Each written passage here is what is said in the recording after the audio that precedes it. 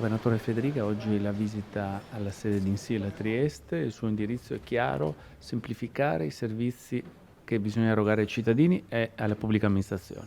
Intanto devo fare i complimenti ad INSIL per gli investimenti fatti che la vede tra le aziende della pubblica amministrazione, legate alla pubblica amministrazione più evoluta a livello italiano. E dopo è chiaro che l'obiettivo è quello di uniformare la tecnologia e i servizi all'utente e quindi cercare di renderlo sempre più compatibile rispetto alla vita quotidiana che l'utente compie senza dover imparare ad utilizzare un mezzo, ma il mezzo che deve imparare a conoscere l'utente. Oltretutto devo dire che nel nord-est siamo sicuramente un'eccellenza, ma anche a livello italiano, e quindi proprio dal Friuli Venezia Giulia può diventare regione aggregatrice delle necessità della pubblica amministrazione, dalla gestione dei dati ai servizi che vengono erogati ai cittadini e alla pubblica amministrazione stessa.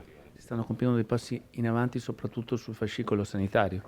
Sì, anche i primi dati sono confortanti rispetto all'utilizzo ovviamente del personale della sanità, ma anche da parte degli utenti. Ovviamente il nostro obiettivo è di implementare l'utilizzo del fascicolo sanitario, perché è un valore aggiunto per il cittadino, ma per la sicurezza dello stesso cittadino, che può avere a disposizione i dati anche nel caso, per esempio, se si reca in altre regioni, perché se il cittadino lo sa utilizzare può avere a disposizione il proprio fascicolo sanitario da mostrare in caso di necessità a chi è chiamato a soccorrerlo. E quindi la Regione Friuli-Venezia Giulia dà questo servizio, che sicuramente è un motivo d'orgoglio, ma soprattutto un motivo di sicurezza dei nostri cittadini.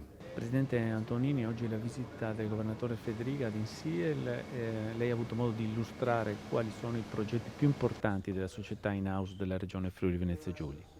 Sì, è stato per noi ovviamente un onore avere il Presidente qui, un'occasione anche per raccontargli tutte quelle che sono le attività, diciamo, innovative che questa azienda sta deciso di portare avanti. È una cosa, a mio parere, molto importante anche per raccontare al Presidente in primis, ma diciamo ai cittadini della Regione Friuli-Venezia Giulia, che INSIL è un'azienda molto viva, molto attiva e che sta portando avanti tutta una serie di attività che renderanno auspicabilmente la vita più semplice ai cittadini e che daranno anche degli strumenti che oggi non sono disponibili, che aiuteranno proprio il cittadino nella sua attività, contatti, relazioni con la pubblica amministrazione in maniera molto facilitata. In particolare si è parlato del progetto del cloud.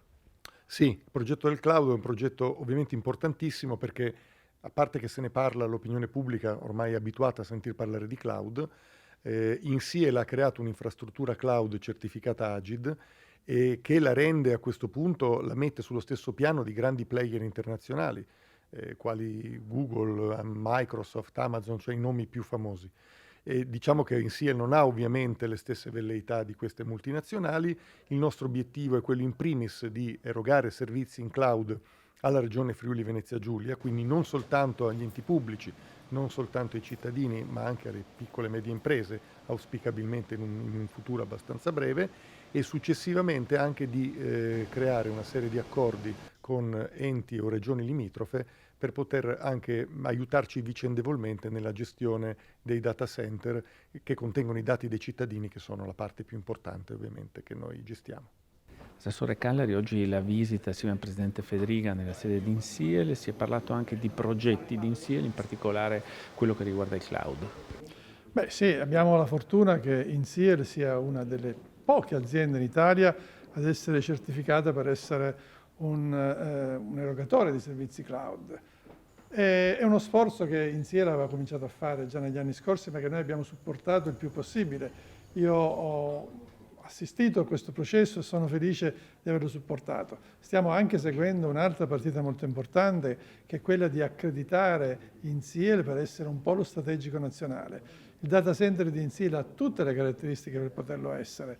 So che siamo l'unica regione che è in grado oggi di avere una società in-house che possa accreditarsi per essere polo strategico nazionale. Questo significa cosa?